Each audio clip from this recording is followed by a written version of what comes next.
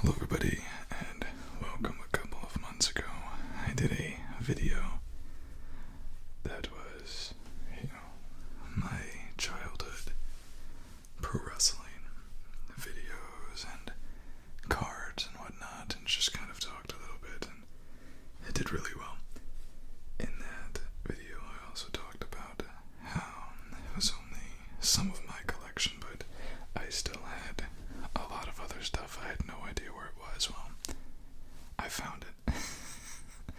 And I was doing something totally unrelated to looking for it, and I came upon it, and I'm excited. I literally have to be awake in like a few hours, but I'm too excited.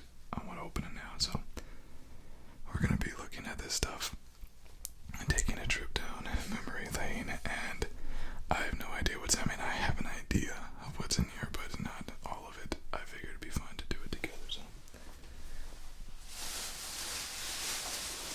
It is in this big old bag. So, I'm not even sure what the best way to do this is, but we're just going to cut it open because this bag has seen better days.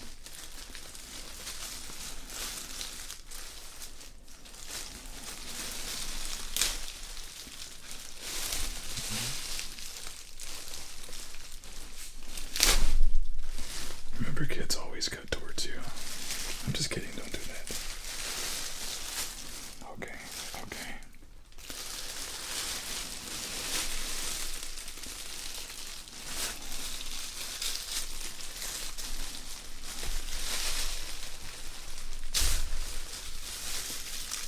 Boy, these bags are actually really good.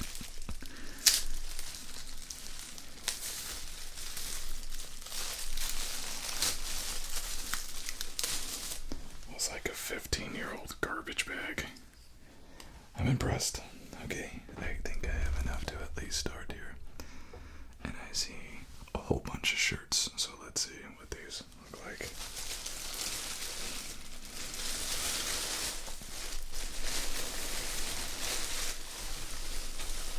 Let's do the first one.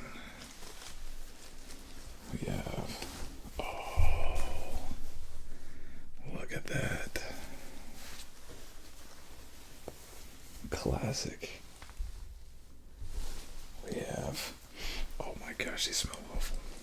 They don't smell that bad, but I would say these are probably about, if I had to guess, 20 years old. To that too, definitely vintage. So, back when I was into pro wrestling, was kind of before you got stuff online. I'm not saying that there wasn't a way to get stuff online, but it wasn't that popular, so what you ended up doing, all of these shirts that I got were all from shows. So, going to shows and buying them from the merchandise table. And I used to love Edge.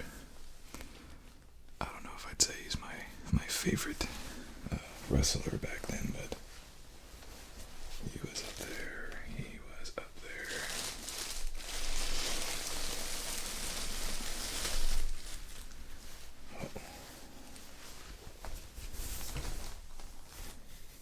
Rey Mysterio.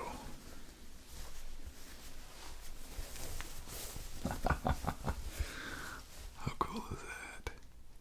And I guess I just didn't even wear these shirts. I mean, these are like brand new condition shirts.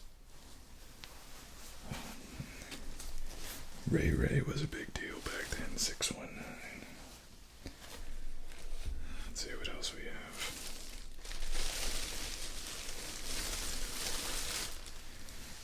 I don't recognize this one.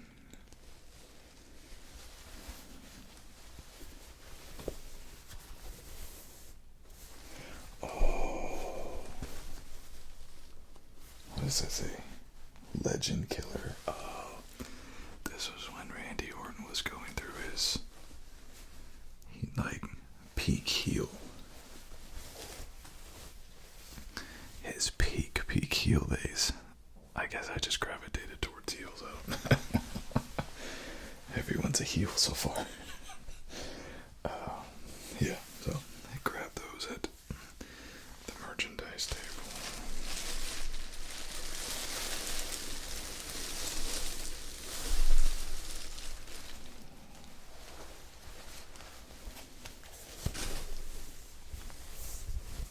Oh, I don't even know if they do these anymore. The merchandise. This is the specific shirt for pay-per-view. Look at that guy. The only shirt that I wish that I would have had and gotten in person.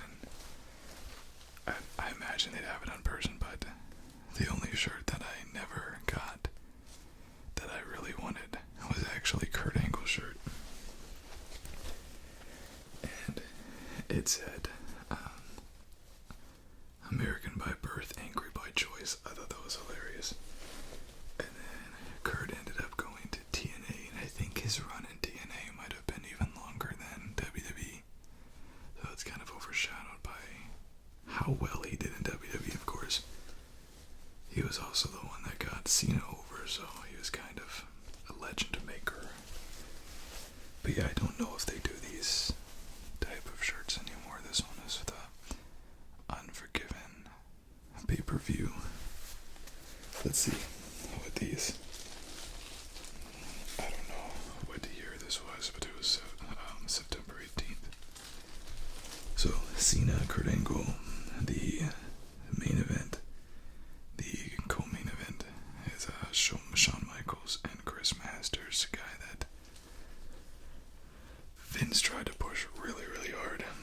The guy was peeled off the tree, man.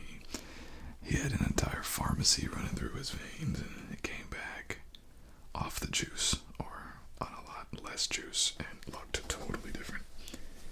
But couldn't wrestle that well. So Matt Hardy and Edge, steel cage matches will go into their Lita deal. Intercontinental Championship, Ric Flair and Carlito. I was stunned to see Carlito. Wasn't he at WrestleMania? I was stunned that he's still doing it. Oh, Trish Stratus and Ashley Massaro. Trish is retired and Ashley, unfortunately, is no longer with us. Tori Wilson and Victoria with Candice Michelle. Oh, speaking of talentless individuals, a Big Show, not him, he has talent. Snitsky, Gene Snitsky, big dude. And from what I understand, he just couldn't wrestle his way out of a wet paper bag. Shelton Benjamin versus... Y'all remember this? Let's see. Right there. Kerwin White. Y'all remember that? That was Chavo.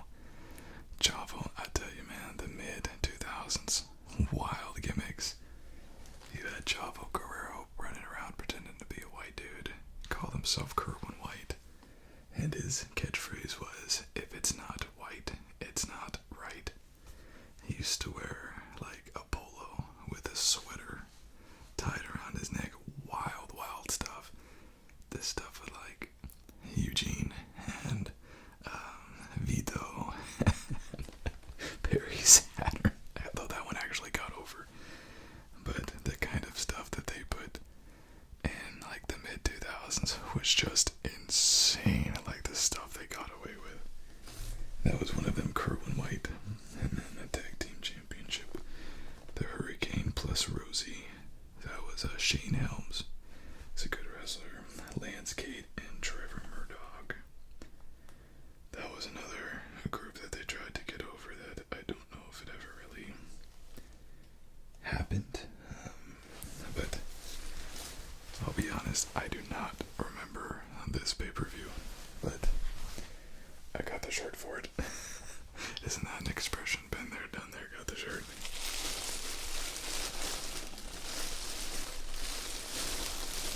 Oh,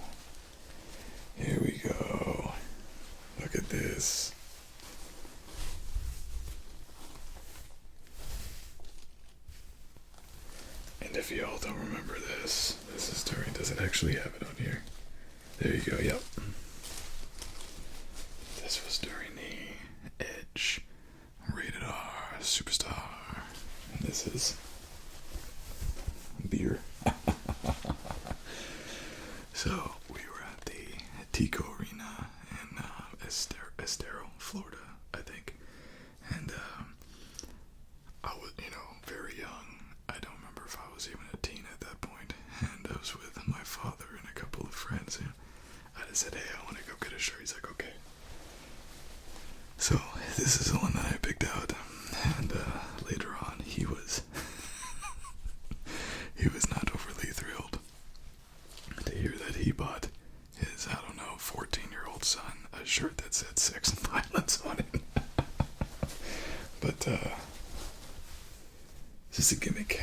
But the funny thing is, I look at these shirts and like all of these people are still wrestling. It's insane. Like you didn't have that carryover from the 80s and 90s. And now you see these people wrestling in the AEW, and I don't know what my opinion is of it. I think Jericho is a good example. You look at Jericho, and he actually used to say back when he was, really young in the business that he would never, stick around, and didn't understand the people that were staying, past their prime, so to speak.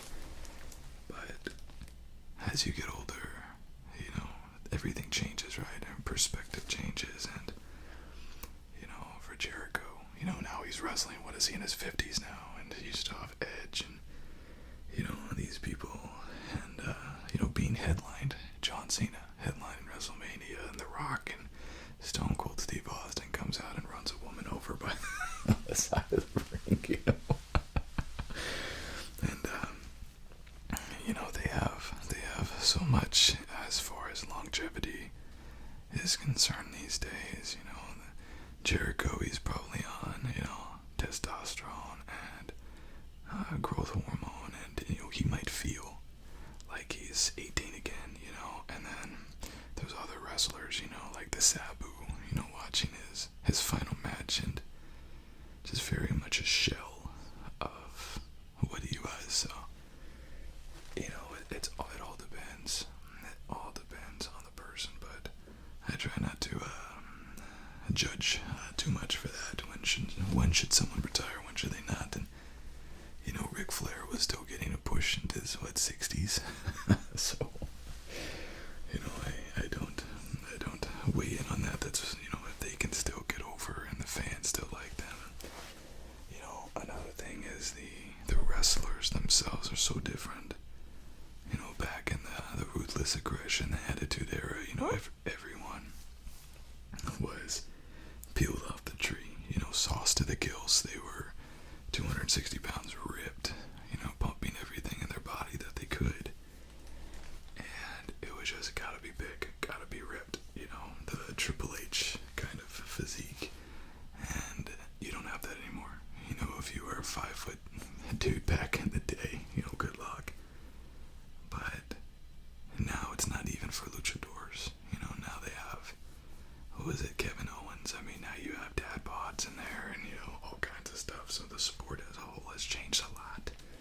And I think without having to be on all the gear, because the gear just tears you down, and you're lifting so much to get that size, and so you're sacrificing your joints. So we'll see a different type of wrestler, but also the gear is keeping these people going, So anyways, I reserve judgment.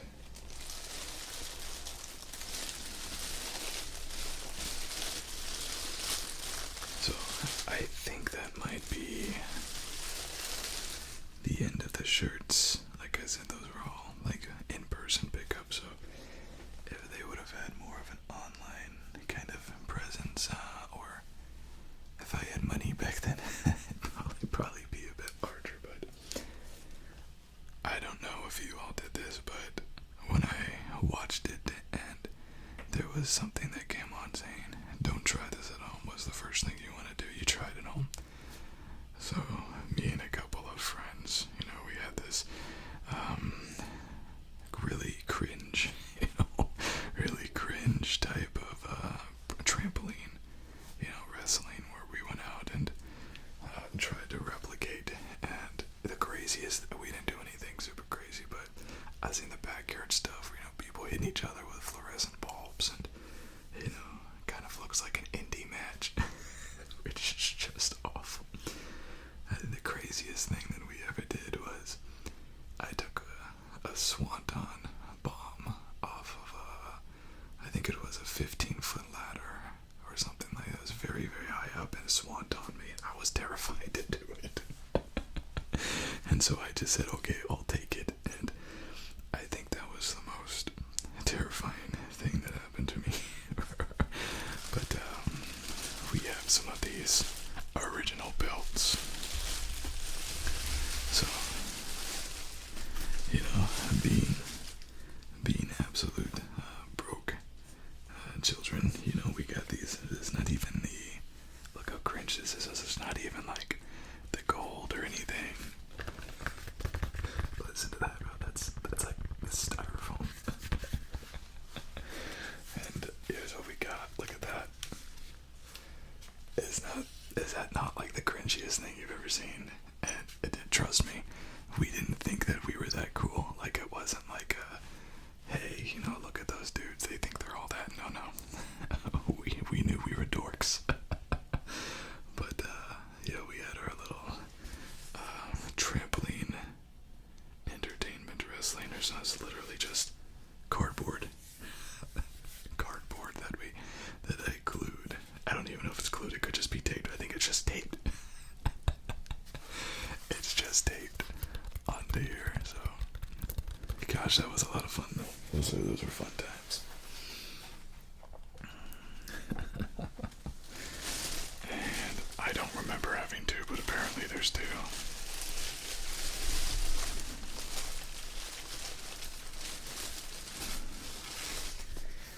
This one looks like it's seen better days. Look at that. Look at that. See, here's the thing. If I would have become a famous professional wrestler, these would have been worth a lot of money.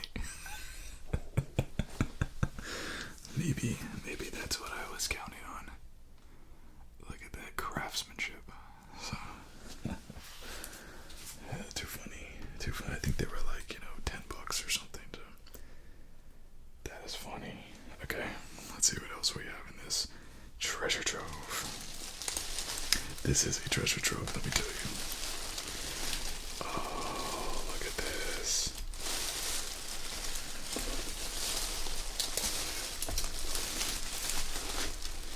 So before we, if you didn't think anything could be like more cringe and cheap than those belts, the very first belt, it was literally a belt. And yes, this is tin foil, and this was our first belt. Literally a cotton belt with tin foil on it. And this was our first wrestling belt.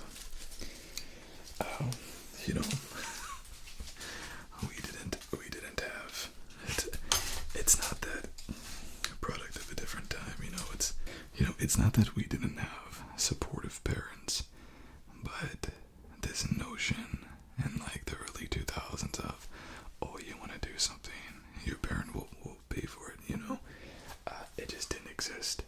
Now I see these, kids starting fragrance channels and having, $500 fragrances because their parents buy it for them, like, in the 2000s, like early mid 2000s. That wasn't a thing. Like, the parents were like, go out and just try not to kill each other. So, now I think if you have a kid that wants to go to backyard wrestling, you probably have, parents out there that'll get them a ring and, actual custom belts and whatnot. But that was not a luxury that we had back then. It's a different world, I think. Let's see what else we have here.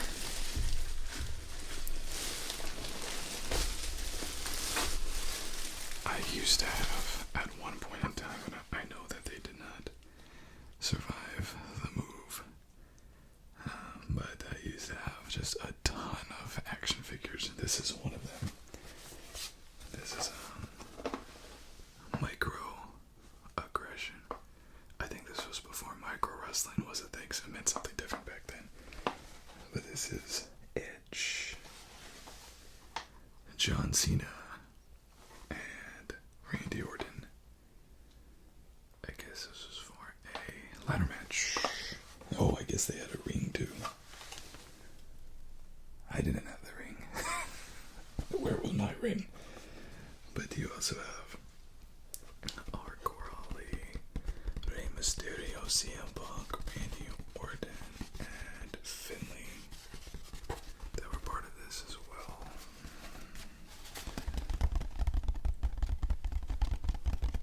But yeah, I used to have a big set. A big set. Okay, let's keep going. Okay. If you think we're, like, close to being done, you are mistaken. I just found some pictures, yo. What? Pictures. Like, old school pictures. This is all of them. This might be all of them. What is this? I just found, like, a random nose dripper thing. That probably should not be in there. Okay, so these are actual home pictures that I took, awful lighting, from a house show that I went to November 17th, 2007. Look at this. It looks like Batista and the Great Khali, MVP, and Finley. I actually don't remember this is a house show. This could be something else. Let's see what else we got. I think this one that I went to was pretty good seats. Triple H. Pretty good seats.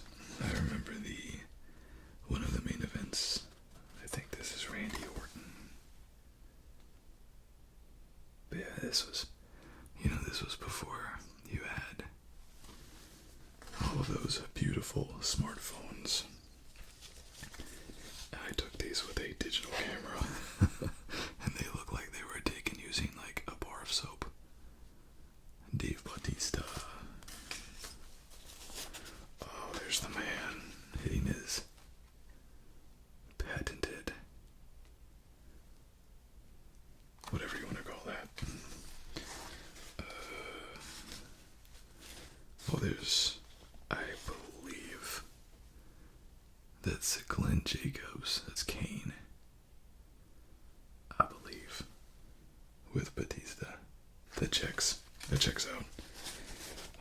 Khali again. MVP. Triple H. Here's another one. Whole Paul Levesque. Looking all roided up. Oiled and roided. This is, for some reason, this is the only match that I remember. Mr. Anderson, Ken Anderson. And he got done dirty by WWE. Apparently Randy Orton didn't like him. I don't remember the story for that, so he told. This was when, Vince was on his knees in front of Randy.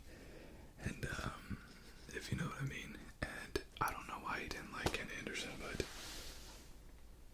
he claimed that Mr. Anderson botched a move, and Ken Anderson was getting a big push, but he was not. I keep saying Ken Anderson. It was Kennedy, right? Mr. Kennedy. I think it was his real name, Ken Anderson. Am I just making that up? Mr. Kennedy, right? People watching look like, what the hell are you talking about? Mr. Kennedy. At the time, he was getting a really big push, and he just couldn't. He couldn't keep up to it, man. He couldn't keep up to it. So, this is old Jeffrey Hardy. And I think that I did a meet and greet with him the show, him and his brother were coming down the side, and they were going to their limo or whatever the hell they had there as transportation.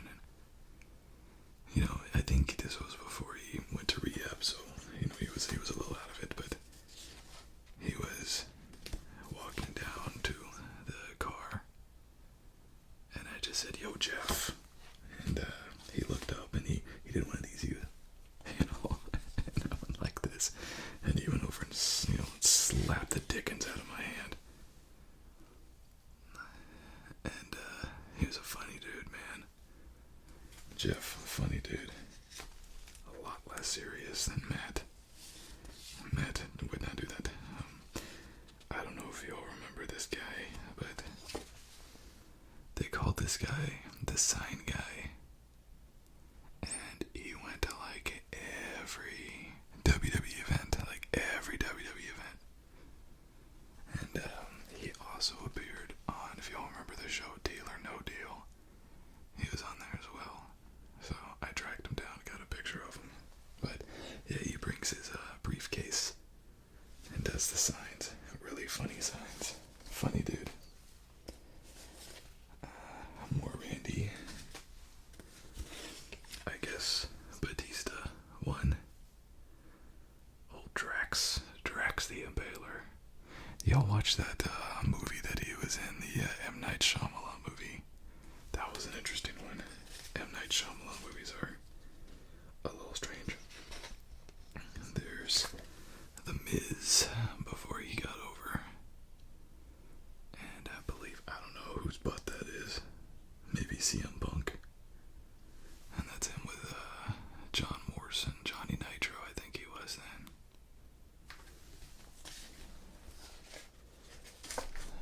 More Batista. More Randy. More Randy. More Randy. I took a lot of Randy. Oh, I guess Finley was there.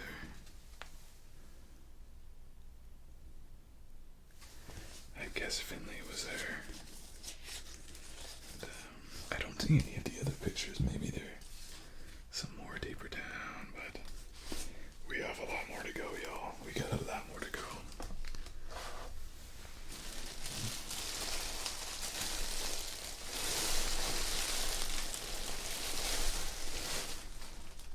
Okay, I don't know why this dude is in here, but here's a bear for the Florida hospital. I don't think this has any connection to pro wrestling, but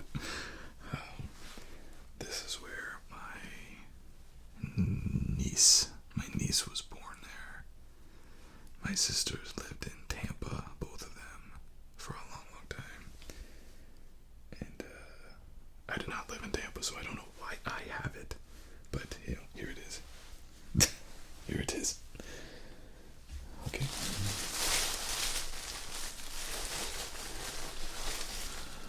And here's a sheep. And I don't know what the connection is with that. I'm assuming that some of the baby stuff got into here.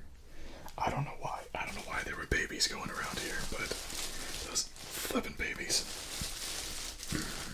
That was a while ago now, because my niece, my oldest niece, which would be who this was for, is 10 now, so this was a long time ago. Okay, this is probably what I think is the coolest part. This is what I was really upset with, that I thought that I lost. These are my masks. I've always been a huge fan of masked wrestlers, whether they be Japanese or whether they be luchadors. I've always just loved the masks. So I got these masks from either WWE or I don't even know if they're still around anymore, but there's a website called High Spot, I think is what it's called. And they provided wrestling stuff to everybody, So here's the first one.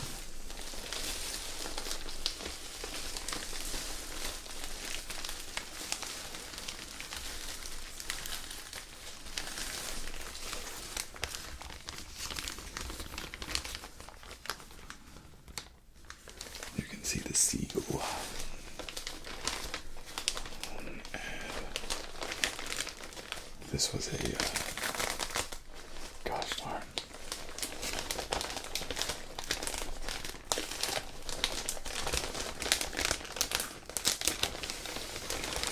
It ain't coming out without a fight, I can tell you that. This is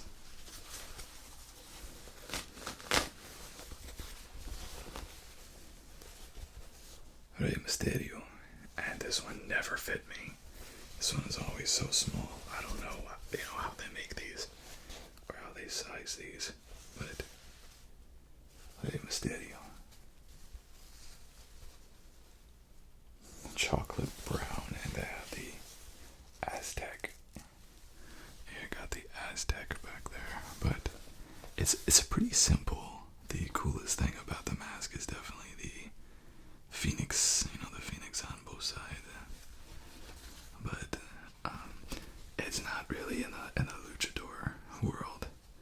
Penta is kind of a rare example with the luchadors. It's not necessarily about making a cool mask. There's meaning behind it. There's meaning behind every mask. So it's not really about making a cool mask, because the mask means so much more than just the materials that it's made up of.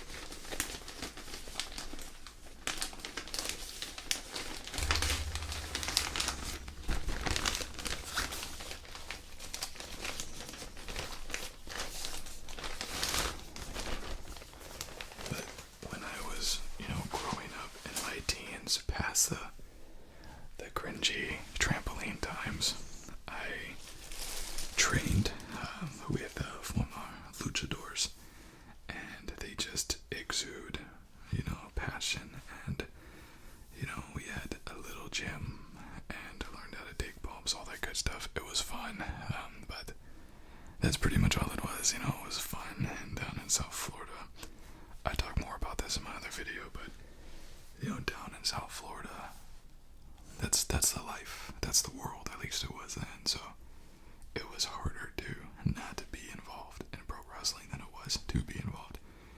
It's kind of like I saw an interview with Britt from Fly the Conchords from New Zealand. They shot Lord of the Rings, and so much of his family was in Lord of the Rings as extras. And they asked him, they said, "Oh, that's very impressive." And Britt said, "No, actually, it's actually harder to not be a part of Lord of the Rings, because they didn't have a lot of people there." So they were just getting everybody. And that's kind of the way that it is with pro wrestling in South Florida. At least then, it was all over the place. So this is a bit of a combination. I did not discriminate when it came to the origin of these masks.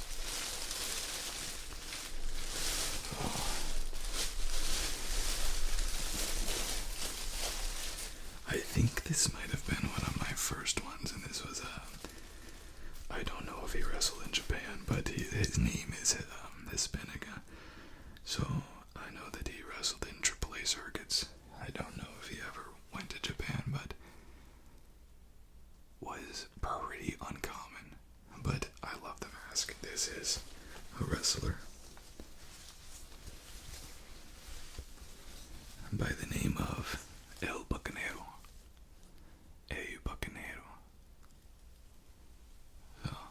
The Buccaneer, the pirate.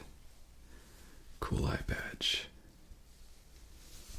And even had the earring here. And then this is like a do-rag.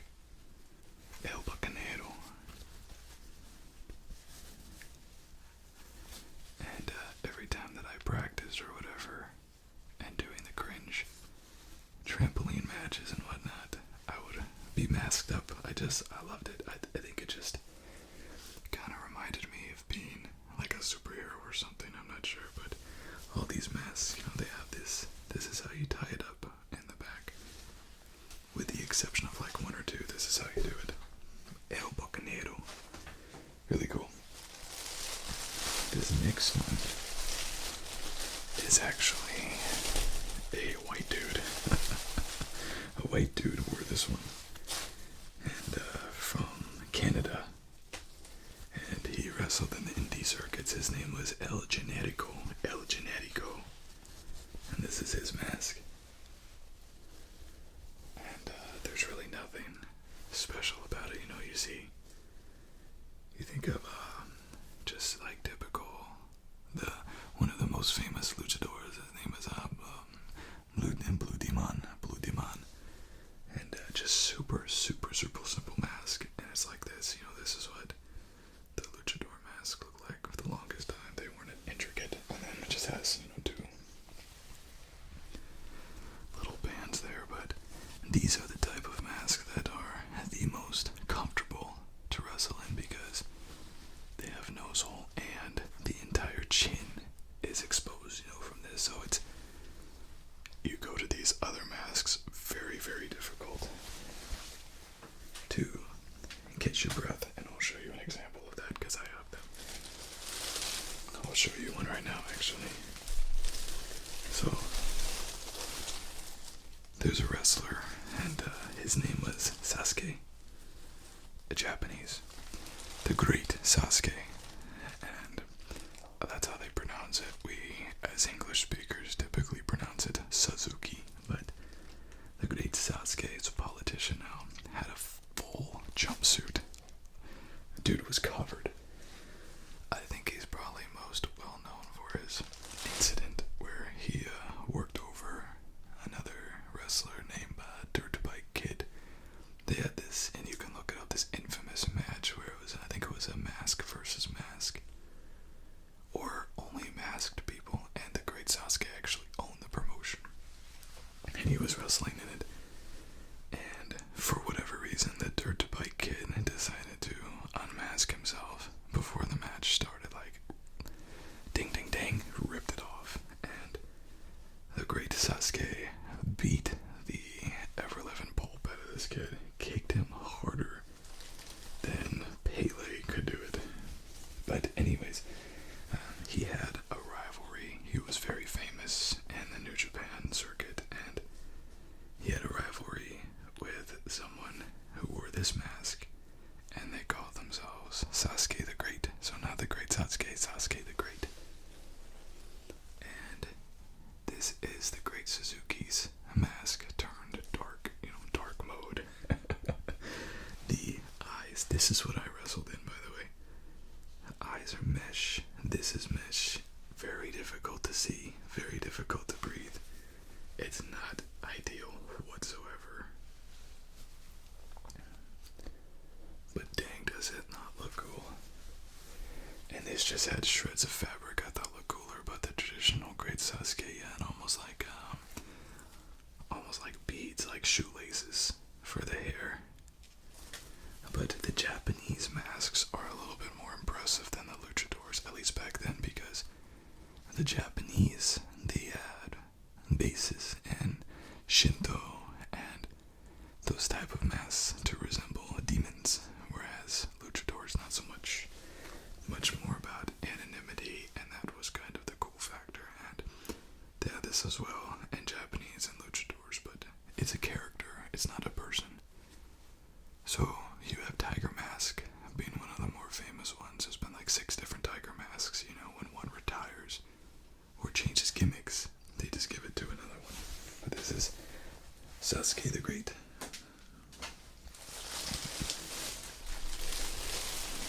And then following right behind it is the great Sasuke.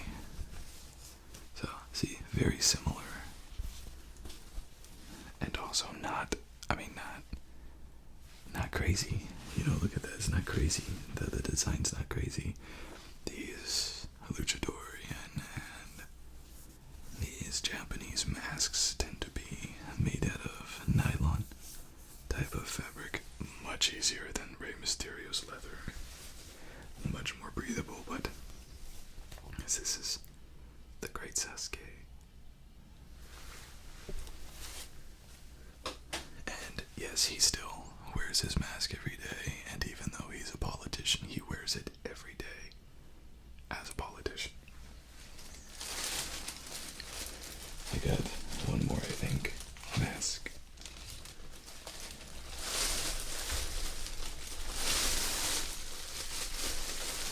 this one is a true indie circuit. Or true AAA circuit, I should say. Sometimes indie circuit, sometimes not.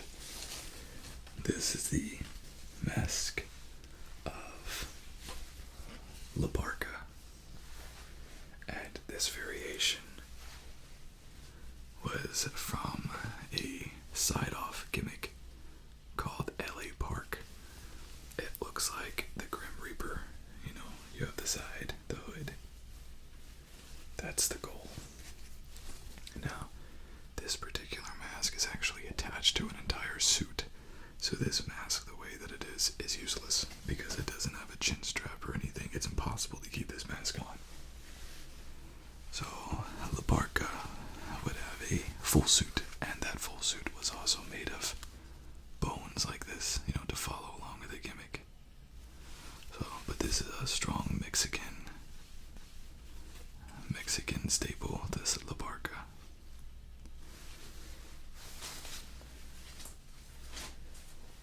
So, that does it for the masks. But I do still have some more. And now I'm finding diapers in this bag. Being an uncle is fun.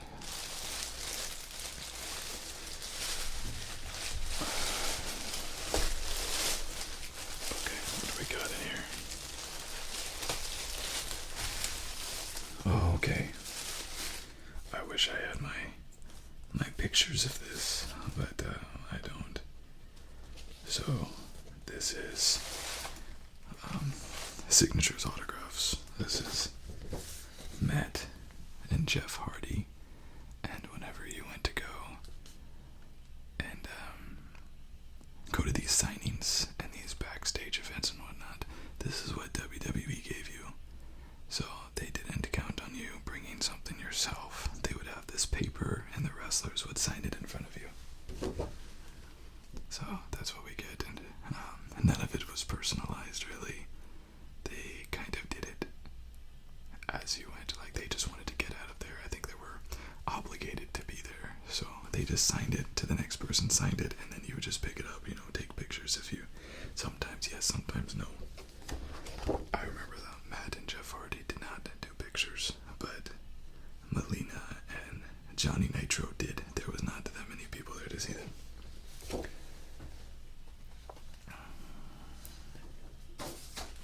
I'm running out of room here.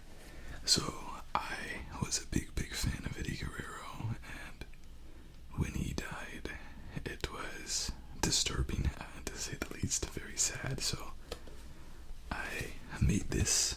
I put this together. I was 12 at the time, and the newspaper clipping. Yes, we actually got real newspaper back then. And, you know, just a bit of a tribute to him that I hung up in my room. I had all these things hung up in my room, and I wanted to give him a spot there. So now we have it. It actually makes good tingles, good tapping noises. Cool. Let's see what else I got.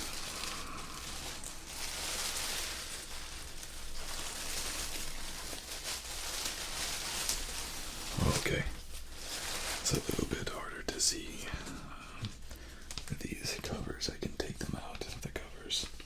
Oh, I guess I can't because I stapled them together like a dum-dum. I guess I can't. I can take them out later, I guess.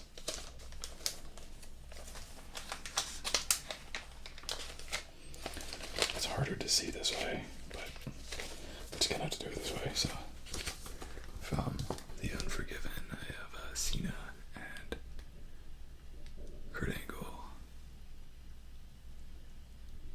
Cena and Angle.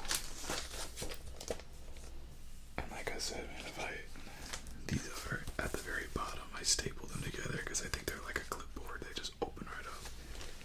So it's a little bit harder to see those signatures, but they are there.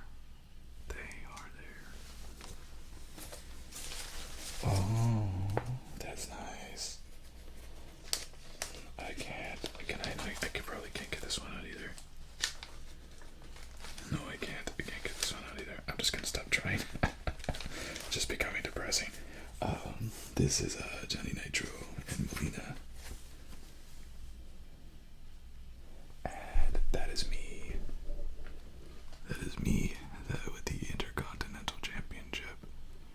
And Johnny Nitro, coolest dude. The dude is, I think he's wrestling indie right now. He was also on Survivor. Guy's had a really interesting career. Underrated, I think. I just don't think he was brown-nosing his way, or brown-nosing successfully, because he had the skill, and he did great at Lucha Underground, and, you know, some of these other places, but, yeah, the Intercontinental Championship was heavy.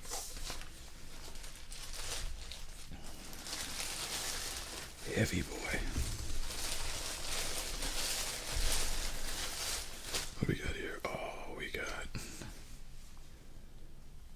Mr. Rated R Superstar. Wait, Rated R Superstar. Why did I say that? We have Mr. RKO. This picture is Rated R, but he is not the Rated R Superstar.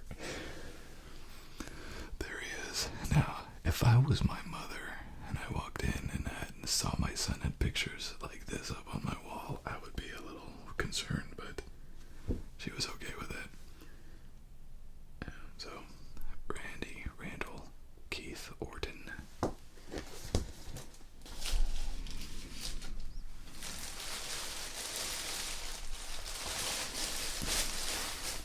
I guess I have a poster. Oh, this is a Star Wars poster. Why do I have this in here? Never mind.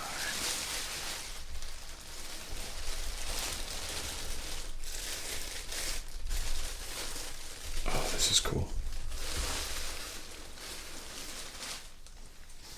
So this is what they gave you when you went to the... Well, they didn't give them to you. You had to buy them, but this is what you could get when you went to the shows back then. Oh gosh, something's slipping out. Something's falling out. What is this? Oh, okay.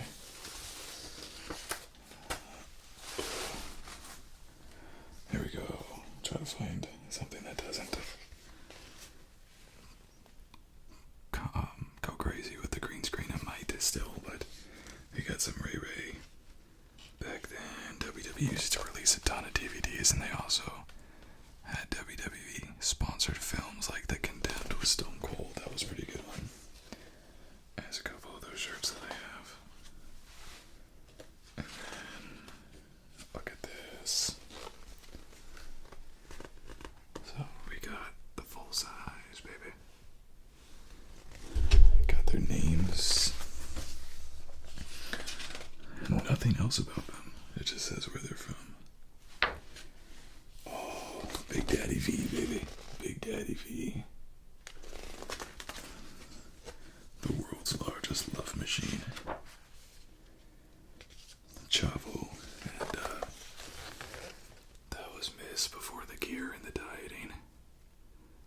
When I left watching pro wrestling, I mean, Miz was just like a little, you know, like a little speck. He was not.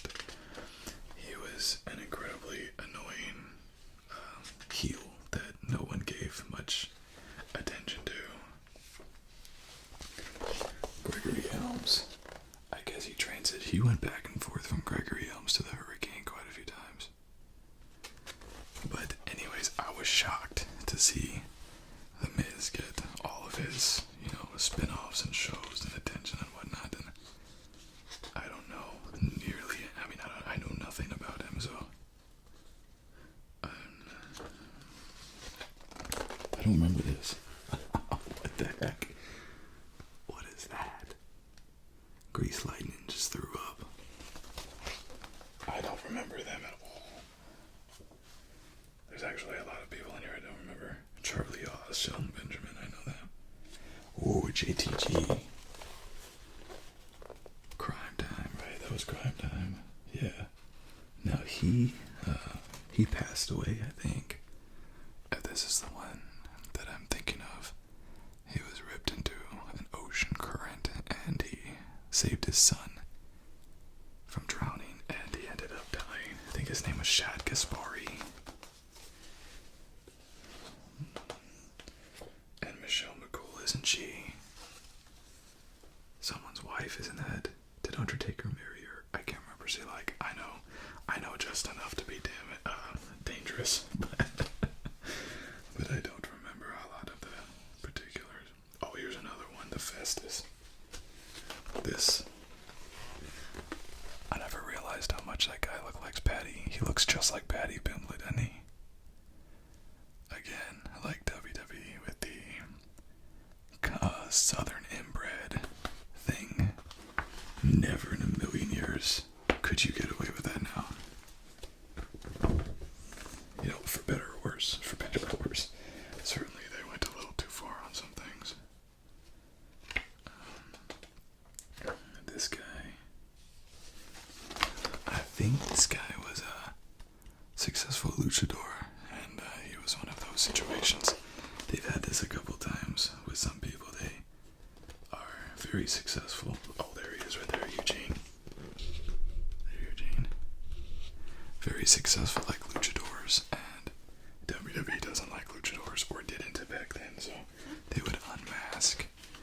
And I think probably the best example was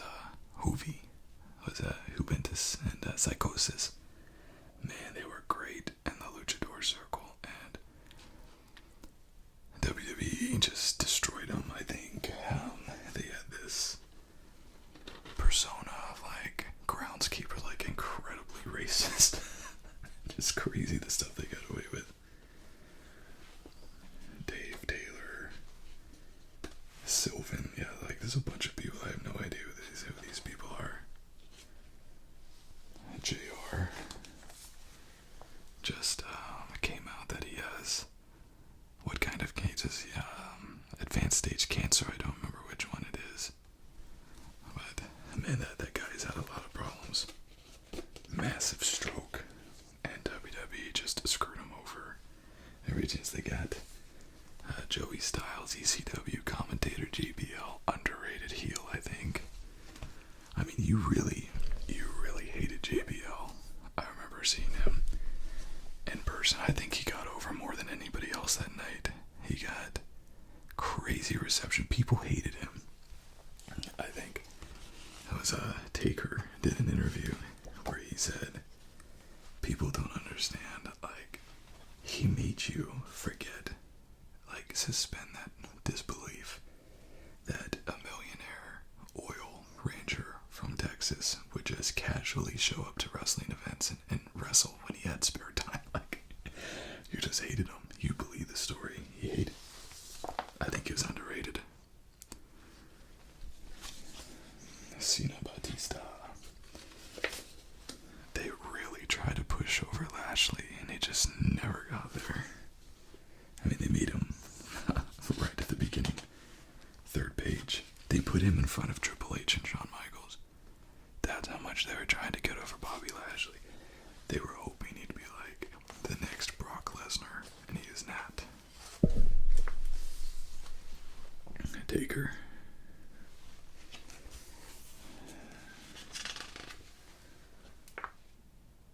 So he was going through his John Morrison phase. And he used to be able to hit that shooting star press and all that stuff, man. And you get older, you can't do that anymore. I don't know if I would say this was like the prime time of wrestling, but really, there was some really good stuff.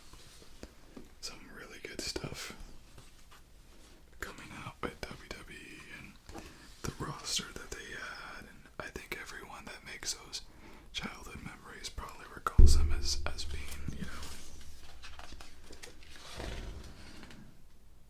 some of the best. But I don't remember that this guy was in WWE back then. Wow. Oh, one of my favorite wrestlers, No Boogie Man.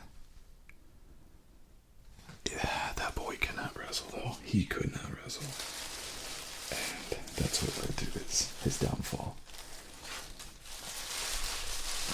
And they tried to replicate that same kind of eeriness, that same level of eeriness with Bray Wyatt and The Fiend, but it just was not. It wasn't the same. So this is just random. Just random John Cena poster. Anyways, that's all we got here. So that was a lot of fun. Hopefully you all enjoyed that. I really am happy that I found my mask because I love these masks and you probably can't even find them anymore. So anyways, thank you all for joining me. Look forward to seeing you on the next video. Until then.